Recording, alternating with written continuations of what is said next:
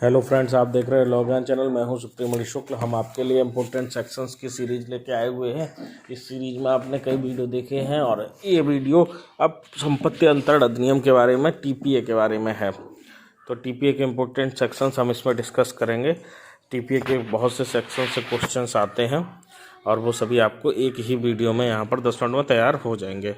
बहुत ध्यान से वीडियो देखिए, कम से कम 2 बार, और इसको अपने वेयर एक्ट में टिक कर लीजिए। इन सेक्शंस को याद कर लीजिएगा। तो सेक्शन 3 में अचल व चल संपत्ति के बारे में बताया गया है कि अचल संपत्ति क्या होती है और चल संपत्ति क्या होती है।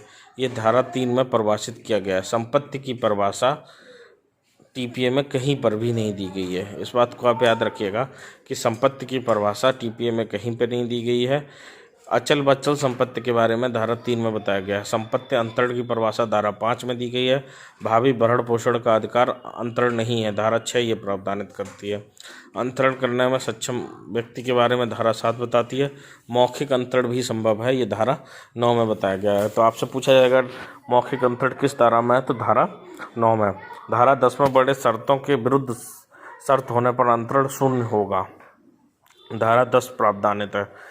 धारा 10 में प्रावधानित, धारा 10 में बड़े ऐसी शर्तें वर्णित है जिन शर्तों के अगर पूरा नहीं किया जा रहा तो अंतरण शून्य होगा।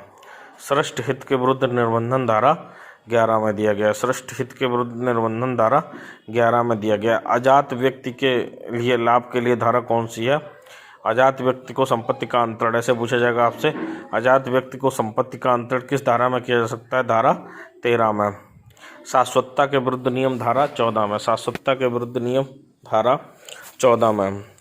पूर्विक हित की निष्फलता का सिद्धांत धारा 16 में। धारा 16 में। संचयन का सिद्धांत धारा 17 में। संचयन का सिद्धांत धारा 17 में। सशर्त अंतरण धारा 25 में। सशर्त अंतरण धारा 25 में दिया गया। निहित हित धारा 19 में। समाश्रित हित धारा 21 में।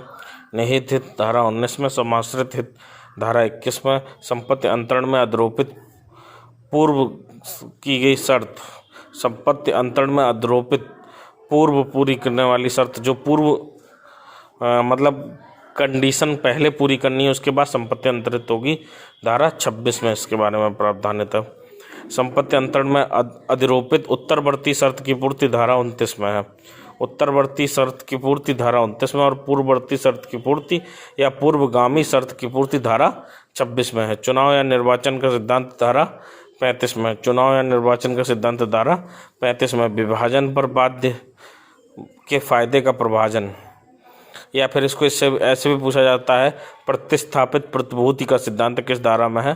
धारा 37 में है। क्रमबंधन का सिद्धांत धारा 56 और 81 में। क्रमबंधन का सिद्धांत धारा 56 और 81 में। दृश्यमान स्वामी का अंतरण धारा 41 में है। अपराधिकृत व्यक्ति द्वारा अंतरण धारा 43 में है। पूर्वोत्तर अंतरण का संग्रहण करने का प्राधिकार रखने वाले व्यक्ति द्वारा अंतरण धारा 42 में है। स्वामी द्वारा अंतरण धारा 44 में है। अंतरण द्वारा सृष्ट अधिकारों की पूर्विकता धारा 48 में। अंतरण द्वारा सृष्ट अधिकारों की पूर्विकता धारा 48 में। हितों के मूल्यांकन के अनुपात में अंश धारा 46 में। हितों के मूल्यांकन के अनुपात में अंश धारा 46 में है। त्रुटिपूर्ण हकों के अधीन धारकों द्वारा सद्भावपूर्वक की गई अभिवृद्धियाँ धारा 51 में है। त्रुटिपूर्ण हकों के अधीन धारकों द्वारा सद्भावपूर्वक की गई अभिवृद्धियाँ धारा 51 में है। विचाराधीन बाद का सिद्धांत धारा 52 में है। कपटपूर्ण अंतरण धारा 53 में है। भागिक पालन का सिद्धांत धारा 53 का में है। विक्रय धारा 54 में है। विक्रय धारा 54 में है। पाश्चिक क्रेता द्वारा क्रमबंधन धारा 56 में है। बंधक का सिद्धांत तथा बंधक के प्रकार धारा 58 में बताए गए। बंधक का सिद्धांत और बंधक के प्रकार धारा 58 में बताए गए। क्रेता एवं विक्रेता के अधिकार व दायित्व धारा 55 में बताए गए। क्रेता व विक्रेता के अधिकार व दायित्व धारा 55 में बताए गए। बंधक के मोचन का अधिकार धारा 60। बंधक के मोचन का अधिकार किसमें बताया गया? धारा 60 में बताया गया है। क्रमबंधन का सिद्धांत बहुत पूछा जाता है, दोबारा रिपीट भी कर दिया हमने आपके लिए, धारा 56 और 81 में। क्रमबंधन का सिद्धांत धारा 56 और 81 में। मोचन का सिद्धांत धारा 60 में दिया गया है।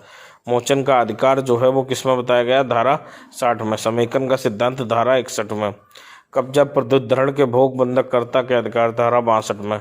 कब्जा प्रत्युद्धरण के भोग बंधक कर्ता के अधिकार धारा 62 में। बंधक संपत्ति में अनुवृद्धि के प्रावधानों से संबंधित प्रावधान धारा 63 में। बंधक संपत्ति में अनुवृद्धि के प्रावधानों से संबंधित धारा 63 में। पूर्वबंध या विक्रय का अधिकार धारा 67 में। रिसीवर की नियुक्ति के बारे में प्रावधान धारा 69 का में। रिसीवर की नियुक्ति के बारे में प्रावधान धारा 69 का में। बंधक संपत्ति में अनुवृद्धि धारा 70 में।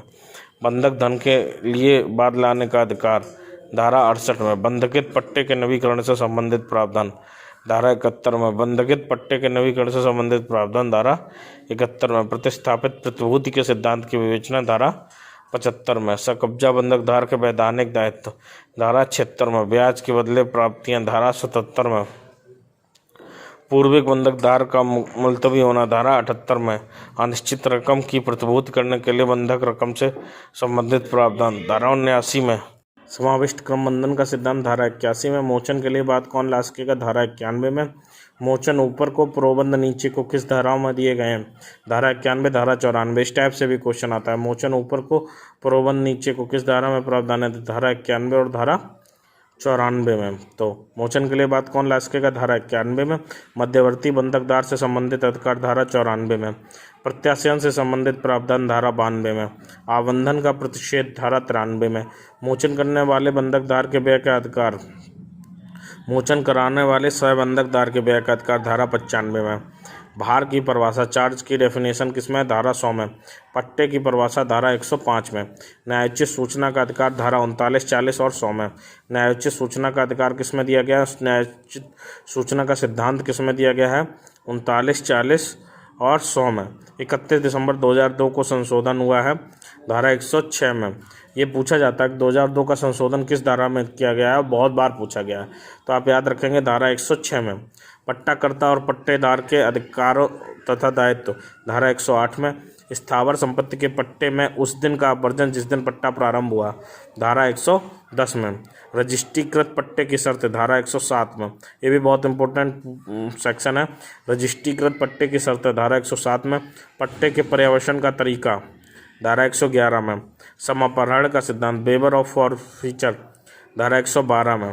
फैलाव का सिद्धांत धारा 116 में। अतिधारा डॉक्ट्रिन ऑफ होल्डिंग ओवर धारा 116 में। विनिमय धारा 118 में। दान धारा 122 में। दान भावी संपत्ति की सीमा तक शून्य होगा धारा 124 में। दुर्भर दान धारा 127 में। दुर्भर दान धारा 127 में। आसन्न मरण दान तथा मुस्लिम विधि की आवृत्ति धारा 129 में। सर्वस्व अदाता दान धारा 128 में। सर्वस्व अदाता दान धारा 128 में। इस प्रकार टीपीए के इंपॉर्टेंट सेक्शंस हमने 10 मिनट में पूरे कवर कर लिए हैं। आपको याद हो गए होंगे इससे 2 से 3 क्वेश्चंस जहाँ भी टीपीए से आते हैं इसी में से आएंगे। तो इन सेक्शंस को बहुत गंभीरता से आप याद कर लीजिएगा, चाहे टिक लगाकर, चाहे नोट कर और चाहे वीडियो को 3 से 4 बार देखने पर भी आपको याद हो जाएगा।